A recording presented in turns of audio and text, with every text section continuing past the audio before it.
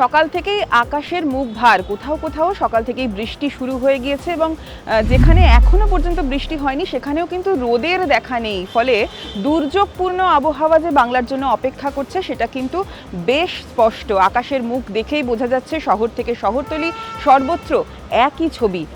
তাই আজ আবহাওয়ার যে আপডেট আলিপুর আবহাওয়া দপ্তর থেকে আসছে সেখানে কিন্তু এই দুর্যোগের অ্যালার্ট জারি করা হয়েছে এবং বাংলার একাধিক জেলায় ভারী থেকে অতি ভারী বৃষ্টির পূর্বাভাস রয়েছে।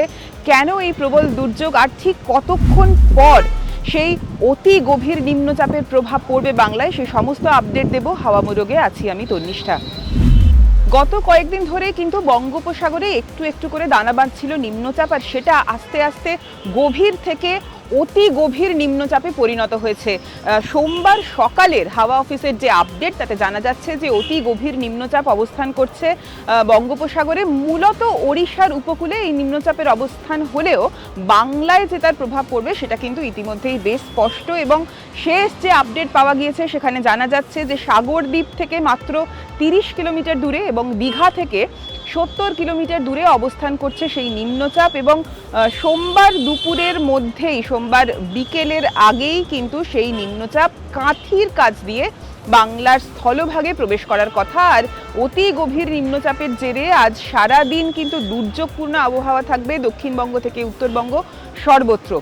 দক্ষিণের মূলত 4টি জেলার কথা বলা হচ্ছে, উপকূলবর্তী যে জেলাগুলি, যেমন দক্ষিণের দিকে অর্থাৎ সাগরদ্বীপের কাছেই যে জেলা দক্ষিণ 24 পরগনা, অন্যদিকে কাঁথি সংলগ্ন যে এলাকা অর্থাৎ পূর্ব মেদিনীপুর, পশ্চিম মেদিনীপুর, ঝাড়গ্রাম, এই 4টি জেলায় কিন্তু অতি ভারী বৃষ্টির পূর্বাভাস রয়েছে আজ সোমবার। সেখানে কিন্তু কমলা সতর্কতা জারি করা হয়েছে এবং স্বাভাবিকভাবেই উপকূলবর্তী জেলায় প্রভাব বেশি পড়লেও তার পার্শ্ববর্তী যে জেলাগুলো সেখানেও কিন্তু প্রভাব কিছু কম থাকবে না। তবে অতি ভারী বৃষ্টি নয়, ভারী বৃষ্টির পূর্বাভাস থাকছে কলকাতা, হাওড়া, হুগলি, এছাড়া পশ্চিমের জেলা অর্থাৎ বাঁকুড়া, পুরুলিয়ার মতো জেলাগুলিতেও। বাদ যাবে না উত্তরবঙ্গ। উত্তরবঙ্গের কথা যদি বলি সেখানে কিন্তু আজ শুধুমাত্র জলপাইগুড়িতেই বৃষ্টির সম্ভাবনা থাকছে, ভারী বৃষ্টির সম্ভাবনা থাকছে।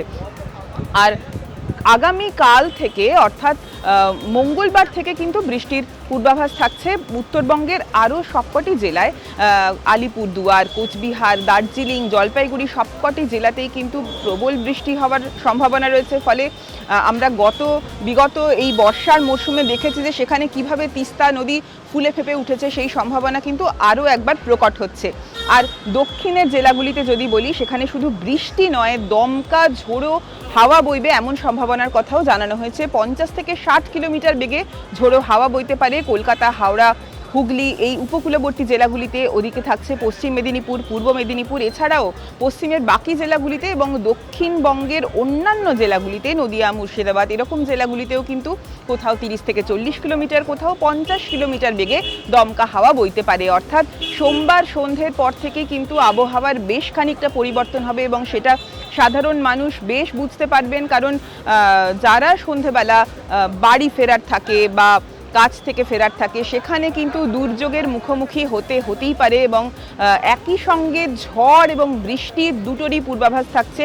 কলকাতায় কিন্তু ইয়েলো অ্যালার্ট জারি করা হয়েছে। এছাড়া মৎস্যজীবীদের জন্য আলাদা করে সতর্কবার্তা দেওয়া হয়েছে। আগামী শুক্রবার পর্যন্ত সমুদ্রে নামতে নিষেধ করা হয়েছে মৎস্যজীবীদের। আবহাওয়ার সমস্ত আপডেট জানতে চোখ রাখুন TV9 বাংলা ডিজিটালে।